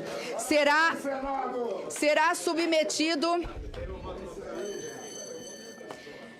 Eu gostaria de esclarecer que, por se tratar de um substitutivo, nós ainda temos o turno suplementar, que pelo regimento não pode ser realizado ainda hoje. Mas há um acordo de que não haverá sessão do Senado Federal hoje, portanto, nenhum projeto avança sem que possamos votar o turno suplementar amanhã como primeiro item da pauta, nos termos que prevêem o regimento interno. Estão rejeitadas as emendas de número 1 e 2, a matéria será encaminhada à mesa para as providências, mas já terá retornado amanhã. Amanhã, às 10 horas da manhã, primeiro item da pauta, turno suplementar, apenas para cumprimento do prazo dos termos regimentais. Com a palavra pela ordem, senador Lazier Martins. Presidente, colega, eu quero me congratular com os colegas da comissão que aqui decidiram, em sintonia com os grandes anseios da maior parte da população brasileira. É um alívio para a maioria dos brasileiros, a ampla maioria, e esperamos que tenha o mesmo segmento agora, tanto no turno suplementar, como depois na Câmara dos Deputados. É uma orientação, é um desejo, é uma necessidade. Não é possível que mantenhamos milhares de delinquentes soltos ameaçando a estabilidade, a vida, o patrimônio dos brasileiros. Portanto, nós tínhamos lá no começo alguma apreensão, mas com a conscientização que foi tomando conta dos nossos parlamentares, deram ouvidos aos milhões de brasileiros que foram às ruas. Estamos de parabéns. Senadores, senhoras e senhores senadores, eu peço, por favor, a gentileza. Eu sei que alguns senadores têm essa pauta como uma pauta relevante e prioritária. Nós ainda estamos em reunião da comissão. Senadores querem usar da palavra. Nós precisamos ouvir com respeito o que têm a dizer os colegas. Eu peço, por favor, silêncio, sob pena de ter que esvaziar a reunião. A reunião ainda não acabou. Com a palavra pela ordem de inscrição, senador Eurovisto, senador Alessandro, em seguida, senador Álvaro Dias. Senhora Presidente, eu quero aproveitar esse momento para parabenizá-la pela condução da discussão dessa PEC, desse projeto de lei 166, por todas as dificuldades que a senhora passou. Desculpa, senador Eurovisto, desculpa. Eu não vou pedir mais. Eu vou pedir da próxima vez que todos esvaziem a plenária. Eu não estou conseguindo... À frente aqui não estou conseguindo ouvir o colega. Eu peço aos assessores que já filmaram, já gravaram, já utilizaram as redes sociais, agora, por favor, o façam em silêncio ou depois do término desta reunião. Com a palavra, senador Eurovisto. Senhora Presidente, apenas para cumprimentá-la e dizer que a energia que ilumina um líder é sempre a vontade da maioria. A senhora soube se portar como líder, soube respeitar a maioria. Deu atenção a um documento que entregamos com 43 assinaturas, mostrando que a maioria desse Senado quer sim a prisão em segunda instância. A senhora se mostrou uma verdadeira líder, não se opondo à vontade da maioria. E peço que, com base na sua liderança, depois de termos o turno complementar, eu sei que esse projeto será enviado ao plenário. E lá no plenário, eu quero dizer que eu e muitos colegas vamos cobrar o tempo todo, a partir da primeira reunião plenária, que esse projeto seja votado no plenário do Senado. Nós não vamos admitir que a vontade da maioria seja desrespeitada. Aqueles que desrespeitam a vontade da maioria não são líderes. A senhora é líder. Meus parabéns pelo excelente trabalho de condução desse assunto. Agradeço, senador Eurovisto. Se me permitir, eu gostaria de compartilhar esses elogios com todos os líderes, porque foi apenas e unicamente apenas com a vontade, o acordo, a sensibilidade de todos os líderes que cederam em pontos muitas vezes relevantes para cada um, para per si, que pudéssemos chegar a esse acordo. E, acima de tudo, se não fosse o aval total e absoluto do presidente Davi Alcolumbre, nós não teríamos a data de hoje, muito menos a data de amanhã, para que pudéssemos realizar essa reunião. Então, eu compartilho o mérito com todos os líderes e com o presidente da Casa, Davi Alcolumbre. Na ordem de discussão, eu peço desculpa, senador Major Olímpio, vai ser senador Alessandro Álvaro e, em seguida, Vossa Excelência. Obrigado, presidente. Me somo aos elogios tão bem dirigidos pelo colega Ariovisto, mas faço questão de ressaltar o valor da política como meio de solução dos problemas que você tem na sociedade e no próprio parlamento. O que fizemos nos últimos dias de uma forma muito intensa foi política. Valorizo o trabalho de 2 relatores que trabalharam muito para que essa sessão estivesse de pé, Marcos Duval, Selma Arruda, trabalho brilhante, humilde, corajoso, o trabalho de construção de um acordo que envolveu o governo, envolveu a oposição, os independentes, todos somados, ouvindo a sociedade. Nós precisamos reconectar o Congresso com o povo. Não dá mais para tolerar um Congresso de costas para a nação. Nós temos essa batalha aqui vencida, mas temos várias outras na sequência, começando pelo fim dessa loucura que é a duplicação do fundo eleitoral. Não dá para legislar de costas para a sociedade. Ela vai cobrar o preço e todos estão aprendendo isso, líderes ou não, mas todos eleitos e responsáveis. Parabéns a todos envolvidos. Agradecendo, senador Álvaro Dias. Senadora Simone Tebet, eu testemunhei o esforço de Vossa Excelência, e a capacidade de articulação política nesse final de semana. Provavelmente, Vossa Excelência não teve tempo para dormir. Por isso, os cumprimentos, eu reitero as palavras elogiosas do senador Ariovisto e aproveito o ensejo para fazer um apelo ao presidente Davi Alcolumbre, que ele atenda a este apelo da população brasileira. Qualquer pesquisa vai indicar. O próprio senador Cajuru realizou uma dessas pesquisas. Mais de 95% da população deseja a consolidação na legislação da prisão em segunda instância, que se constituirá num salto civilizatório. E há tempo, sim, para a votação, ainda este ano, se houver vontade política. O apelo que fazemos é para a superação de todos os entraves para que o Senado cumpra essa missão de entregar à sociedade brasileira, antes do recesso, a matéria aprovada aqui, para que a Câmara depois delibere sobre ela. Não há, da nossa parte, nenhum obstáculo à tramitação da PEC da Câmara dos Deputados. No entanto, o projeto antecipa. O projeto tem o alcance suficiente. O projeto, tudo indica, tem a boa vontade, inclusive, do Supremo Tribunal Federal. Com o apoio da população, o Senado cumprirá uma missão histórica se aprovar esse projeto ainda este ano. Senador Major Olímpio, pela ordem de inscrição. Só, presidente, o senador Lazier me pede, eu não poderia deixar de lembrar a instituição da Frente Parlamentar de Apoio à Prisão em Segunda Instância, que envolve, inclusive, os parlamentares da Câmara dos Deputados. Mais de 200 deputados.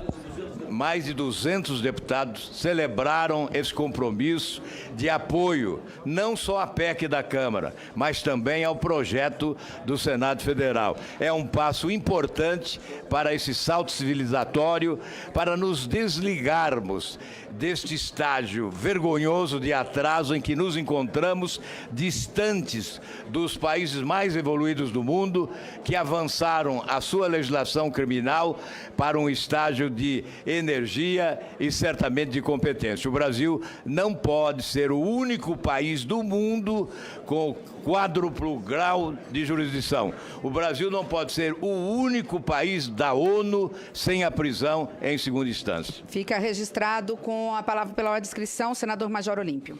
Senhora presidente, senadores, o Brasil acompanhando nesse momento e acompanhando de verdade. O Senado da República acaba de dar uma demonstração de grandeza inigualável. É emocionante poder fazer parte desse momento.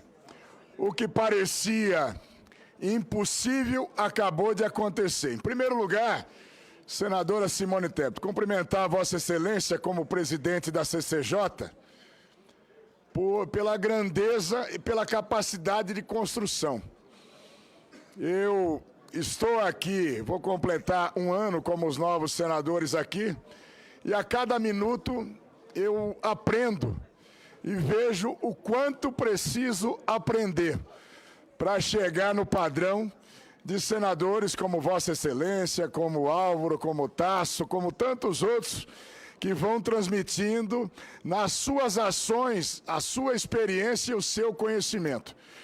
Confesso que eu tinha uma preocupação muito grande da possibilidade de se concretizar esse momento, tanto em relação ao pacote anticrime que teve a relatoria do competente senador, jovem aqui na casa, mas senador muito competente, o Marcos Duval, e que eu imaginei que poderia ter um degladio.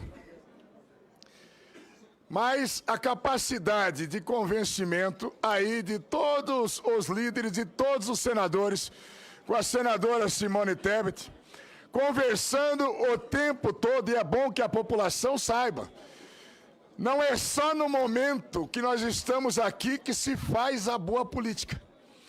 Vossa Excelência construiu, junto com vários líderes aqui, Oriovisto teve um papel fundamental na coleta de assinaturas, na criação da frente parlamentar, e tudo isso foi evoluindo para esse momento.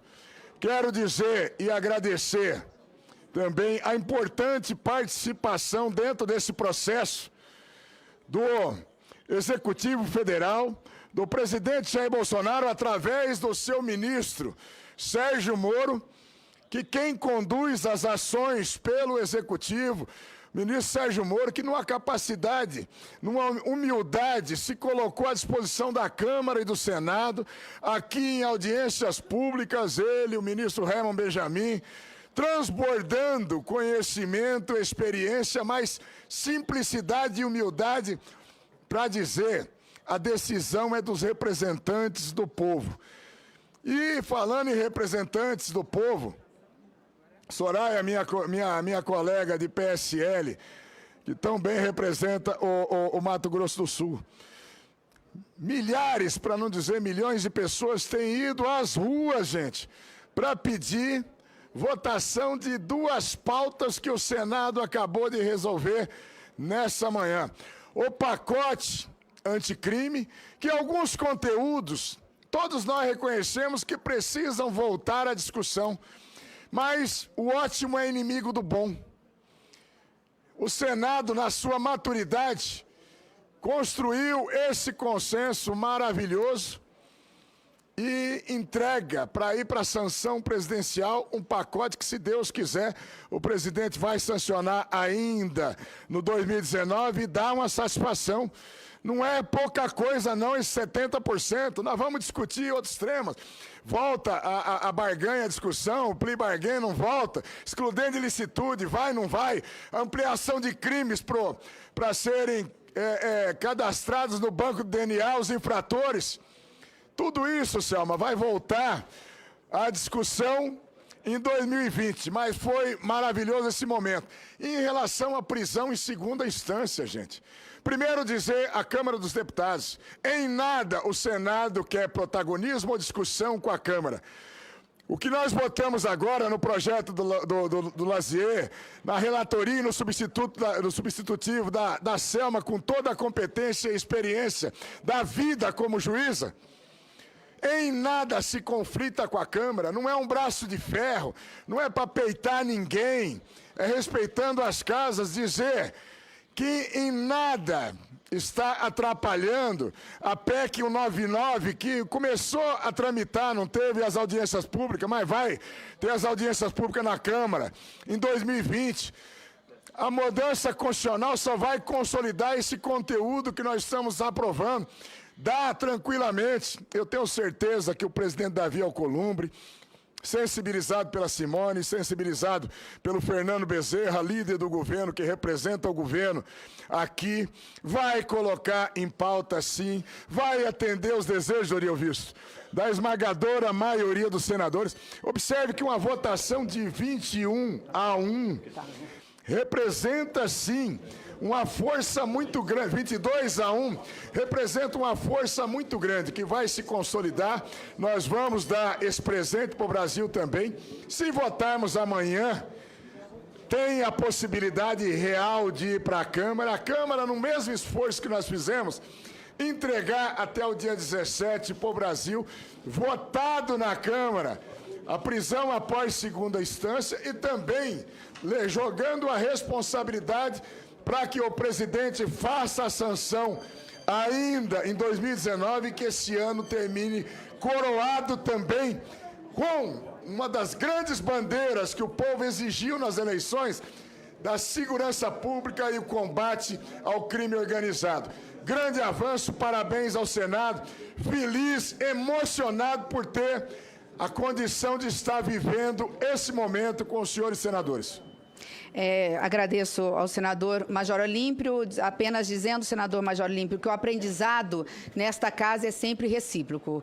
Eu acho que esse é o grande resultado deste um ano de trabalho, né? Aprendi muito com vossas excelências e eu acredito que a recíproca sempre é verdadeira. Então, parabéns a vossa excelência também pelo trabalho desempenhado. Pela ordem de inscrição, senador Rogério Carvalho. Senhora presidente, senhoras e senhores senadores, eu primeiro quero dizer que o artigo 5º da Constituição Federal, ele faz parte da cláusula pétrea da Constituição. E o inciso 57 compõe esse artigo quando fala do trânsito em julgado em ação penal condenatória. Então, para mim, quando a gente concebe uma Constituição, ela tem um ponto de partida. E o ponto de partida da Constituição de 88 dialogava com um processo histórico que vinha de um regime fechado, autoritário, uma ditadura militar e, portanto, todos os esforços dos constituintes à época era evitar que novas investidas autoritárias e investidas de fechamento, de prisões desnecessárias, de enclausuramento para fins de obtenção de vantagem política ou para a eliminação de adversários pudesse voltar a ocorrer. Por isso, ela tem como base a liberdade individual e alguns direitos fundamentais. Portanto, eu quero dizer que eu sou votei contra qualquer alteração que modifique o entendimento dos legisladores constituintes de 1988, porque sobre uma base foi construída uma Constituição e o que está se fazendo é mexer no Código de Processo Penal que altera dispositivo constitucional. Espero que a PEC que tramita na Câmara dos Deputados, aí sim, um instrumento mais potente, ainda assim discordo, mas um instrumento mais potente possa ser o caminho. E mais, que a condenação e o cumprimento de pena em segunda instância não seja somente para a ação penal, mas para os devedores de impostos, para todos os casos. E mais, é importante, aqui foi falado da nossa audiência pública, que a audiência pública mostrou, o Herman Benjamin fez uma fala brilhante, o representante, o Rodrigo Pacheco, defensor público geral do Rio de Janeiro, também fez uma fala brilhante, e ele deixou um dado muito significativo, que 60% dos habeas corpus impetrados nos tribunais superiores em ação penal vem da Defensoria Pública, não é de quem tem dinheiro, é do povo que precisa de justiça, e são os defensores públicos quem entram nos superiores tribunais e nos tribunais superiores. E disse mais, que a maior parte dos habeas corpus estão relacionados ao fato dos tribunais inferiores, dos tribunais de segunda instância e da primeira instância não cumprirem as jurisprudências que são firmadas nos superiores tribunais deste país. Portanto,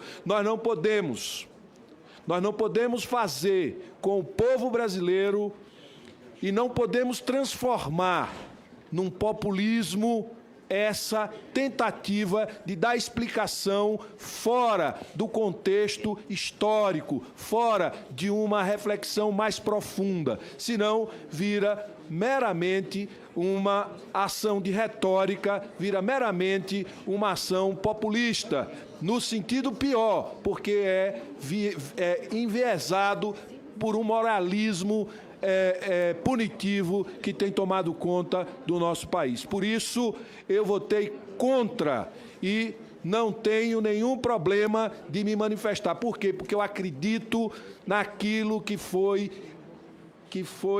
inscrito na Constituição de 88, que era uma forma de preservar a sociedade brasileira e o povo brasileiro de um regime que matou, perseguiu, torturou e que neste momento volta a sanha e o desejo de eliminar adversários, de torturar, de fazer prisão política, ou seja, e esses instrumentos estão aí sendo votados hoje para garantir que isso volte a acontecer. Por isso, votei contra. Muito obrigado, senhora presidente. Pela ordem, senhora presidente, pela ordem. Com a palavra, pela ordem, senadora Alessandra. Apenas para fazer um registro que os 22 senadores da República que votaram, representando a vontade legítima de seus eleitores, não são favoráveis a execuções, perseguições ou qualquer tipo de crime, como de certa forma foi insinuado na fala anterior. Deixar bem registrado isso. O que os senadores fizeram com legitimidade foi votar representando o pensamento dos seus eleitores, porque lugar de bandido é na cadeia. Ponto. Fica registrado, se Vossa Excelência quiser fazer alguma colocação. Quero. Por favor, senador Eu acho Rogério. que lugar de bandido é na cadeia, mas respeitando a lei. Ninguém pode cumprir a lei descumprindo a lei, seja ela qual for. E lugar de bandido é na cadeia, mas lugar de direito está na Constituição e a gente precisa respeitar. País que não respeita as suas leis e as suas constituições e onde as pessoas se acham maiores do que as leis, nunca teremos um Estado forte, nunca teremos instituições fortes e nunca teremos e seremos uma grande democracia. Por isso, o meu voto, não. Pela ordem de inscrição, o senador Cajuru.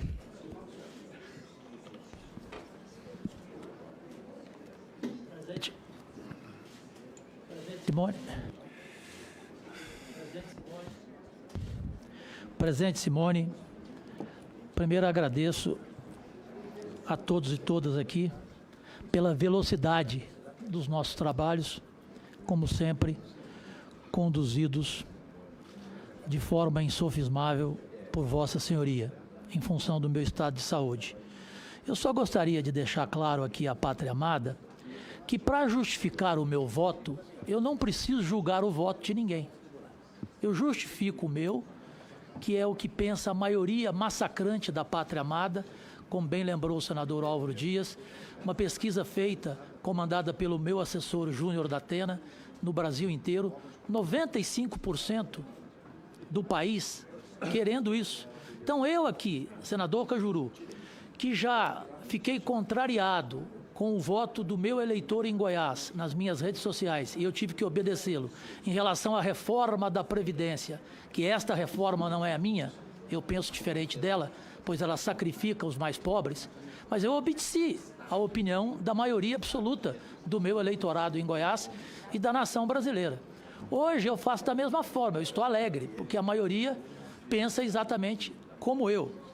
E o quesito que eu lembro aqui para concluir é o quesito desigualdade, ou seja, eu coloco como um dos pilares da minha ação a busca de uma justiça que seja justa e igualitária, em que pobres e ricos sejam tratados da mesma maneira. Da mesma maneira. Porque é importante, concluindo, dizer que segunda instância também é uma questão social. Uma questão social. E a gente que está aqui comemorando, neste momento, por 22 votos, a gente precisa também mostrar à população brasileira que ela continue mostrando a sua cara, que ela continue opinando nas redes sociais, onde ela puder, porque assim ela vai mostrar para o Congresso o que ela pensa. Porque nós temos ainda uma votação em plenário, onde serão necessários 49 votos. Então isso aqui é um começo. Para mim é como se fosse o gol. 41, desculpa, maioria simples. Maioria simples. Mas são 41, perfeito? Então para mim isso aqui é um gol de empate do Flamengo. O desempate eu não comemorei ainda, vou esperar. E eu concluo de vez, presidente, lembrando aqui um editorial com uma frase curta e grossa. A justiça que tarda em condenar também falha em inocentar. Muito obrigado. Agradeço, senador Cajuru. E apenas antes de passar a palavra à relatora, e por último será o autor da proposição, ainda temos mais 2 oradores inscritos, eu gostaria apenas de fazer uma retificação, até para que todos fiquem tranquilos. Está marcada, apenas para que os senhores e as senhoras senadores possam se programar. Está marcada para amanhã às 9h30 da manhã o turno suplementar. Então, podemos ficar tranquilos, a princípio é uma votação simbólica e nós teremos o acordo efetivamente cumprido. Lembrando ainda que nos termos regimentais o prazo seria muito maior. Nós teríamos que mandar o projeto para a mesa. É importante fazer essa ressalva e essa justiça com o presidente da Casa, Davi Alcolumbre. No turno suplementar, por ser aprovado no substitutivo, vai para a mesa diretora e só na outra semana voltaria. O projeto, segundo o presidente Davi, vai inclusive continuar aqui. Amanhã nós vamos votar em turno suplementar, primeiro item da pauta, às 9h30 da manhã, e a princípio não vejo sobressalto, porque todos estaremos presentes e não vai ter convocação de Congresso Nacional neste horário. Então, apenas para que deixemos as coisas os seus devidos lugares, né, possamos expor o que prevê o regimento interno e que nós possamos, sim, fazer um debate democrático, mas dentro daquilo que apregou a legislação e não exigir de quem não tem o poder, né, ou quem tem ou justamente não exigir de quem tem o poder o não poder, que seria dever de cumprir regimento interno. Nós temos que cumprir esses prazos estão sendo encurtados por acordo de líderes, inclusive da bancada do PT e do presidente da Casa, Davi Alcolumbre. Eu preciso fazer essa ressalva para que a gente possa ser justo em relação ao procedimento. Com a palavra, a senadora Juíza Selma. Senhora presidente, senhores senadores, senhoras senadoras presentes, eu gostaria, em primeiro lugar, de exprimir aqui a honra que foi relatar esse substitutivo, a honra que foi receber do nosso companheiro e amigo Lazier Martins esse projeto que tanta importância tem para o futuro do nosso país. Isso não é apenas atender ao anseio da população. O que nós fizemos hoje, e que na minha opinião não passa da nossa obrigação, como senadores eleitos que somos, nós fizemos hoje não apenas atender à vontade da população. Nós fizemos hoje tomar um passo importantíssimo para tornar o Brasil um país com credibilidade suficiente para atrair investimentos e, sim, voltar a crescer. Acho que é indispensável que nós não percamos este foco sobre a aprovação desse projeto. Nós não estamos aqui apenas discutindo prisão de A ou de B. Isso aqui não é uma questão de vingança ou de visão distorcida. Não é dessa forma. O que nós estamos fazendo é um passo a mais no combate à corrupção. O que nós estamos fazendo é ganhando uma batalha para que esse país consiga se igualar aos países mais desenvolvidos desse planeta. E eu fico muito honrada de ter participado desse momento. Quero dizer a todos os senadores que essa votação maciça, com certeza, veio também da vontade de seus eleitores. Cada senador no seu estado deve ter recebido esses apelos. E isso é muito importante. É importante para esta casa que a casa também aprenda a se curvar à vontade do povo.